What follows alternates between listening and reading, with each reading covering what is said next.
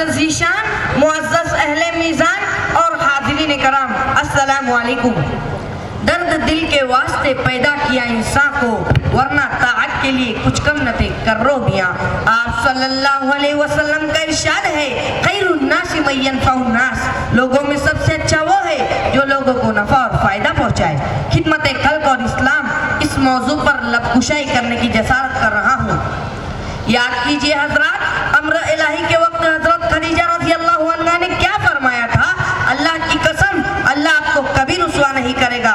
آپ رشتہ داروں کے ساتھ حسن سلوک سے پیش آتے ہو، آپ لوگوں کا بوجھ ڈھوتے ہو، بے روزگاروں کو کمانے کے قابل بناتے ہو، مہمانوں کی خاطر تواضع کرتے ہو، اور لوگوں کی جائز مصیبتوں میں بیواؤں کی خدمت اور ان کے حقوق ادا کرتے ہو۔ کہاں کھو دیا ہم نے امر الہی کو؟ لیس البر ان تولوا وجوہکم سے لے کر وفی الرقاب تک کو کیسے بھلا دیا ہم نے خدمت خلق کا بہترین تحفہ؟ کہاں کھو دیا ہم نے نبی پاک صلی اللہ علیہ وسلم کی وہ حدیث جس کا مفہوم ہے، قسم ہے اس ذات کی جس کے قبضے میں میری جان ہے، کوئی بندہ اس وقت تک کامل ایمان والا نہیں ہو سکتا جب تک اپنے بھائی کے لیے بھلائی نہ چاہے۔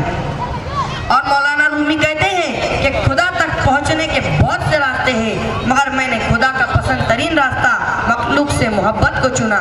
یہی تو ہے خدمت خلق۔ سلیمان علیہ السلام نے چونٹیوں کی جان بچا کر ان کی خدمت انجام دی۔ ایک فاحشہ عورت نے کتے کو پانی پلا کر اپنی جنت بنا لی۔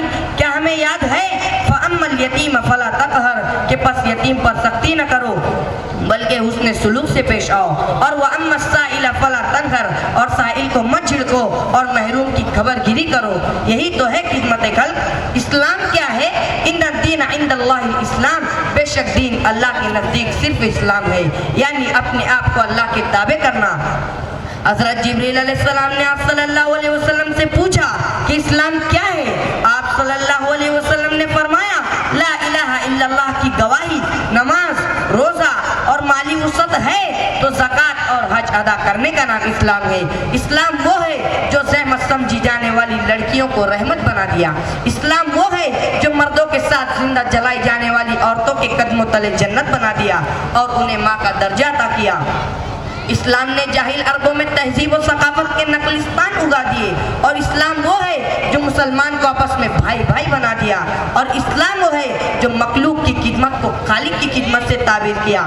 ہوش مند حضرات، آج طاقتور کمزوروں کی خدمت کرنے کی بجائے اسے دبا رہا ہے، آج امیر غریبوں کی مدد کرنے کی بجائے اس کی دھجیاں اڑا رہا ہے، آج حاجت مندوں کی فریاد در در کی ٹھوکریں کھا رہی ہے۔ کیا ہے کوئی فلسطین کی یتیموں اور بیواؤں کی کفالت کرنے والا؟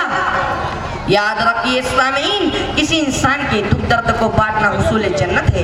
آپ بھی یتیموں اور مسکینوں کی مدد کے ادارے قائم کریں، کسی لاوارث کی کفالت کیجیے، کسی کو تعلیم یا ہنر سکھا دو، کسی بھوکے کو کھانا کھلا دو، برائیوں سے روک کر بھلائی کا راستہ دکھا دو، کیونکہ آپ صلی اللہ علیہ وسلم کا پیارا ارشاد ہے کہ یتیم کی کفالت کرنے والا اس کا ہو یا وہ کسی دوسرے کا رشتہ دار ہو، وہ اجنبی اور میں جنت میں اس طرح قریب ہوں گے جیسے دو انگلیاں، کیونکہ سخی اللہ سے قریب، لوگوں سے قریب، جنت سے قریب اور جہنم سے دور ہوگا۔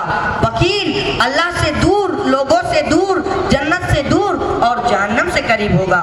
اللہ تعالیٰ فرماتے ہیں، میں بھوکا تھا، میں پیاسا تھا، میں بیمار تھا، تم نے میری عیادت نہیں کی۔ اس وقت اگر تم میری عیادت کرتے تو مجھے میرے بندوں کے پاس پاتے۔ بندہ اس وقت افسوس کرے گا کہ کاش میں کسی کی عیادت اور تیمارداری کیا ہوتا، مگر اس وقت کا پچھتانا کوئی کام نہیں آئے گا۔ ساری مخلوق اللہ تعالیٰ کا کنبہ ہے، اور مخلوق میں سب سے زیادہ محبوب پسندیدہ اللہ کے نزدیک وہ شخص ہے جو اللہ کے عیال کے ساتھ بھلائی سے پیش آئے۔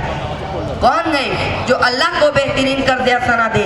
اسلام ہمیں احترام انسانیت اور خلق خدا کے ساتھ ہمدردی اور تعاون کی تعلیم دیتا ہے، کیونکہ آج ہم سمندر میں ایک کشتی میں نہیں بلکہ ایک تختے پر سفر کر رہے ہیں، اور ہماری کشتی کا کوئی بھروسہ نہیں۔ اس لیے چھوڑ دیجیے انا خیر من کہ میں تجھ سے بہتر ہوں۔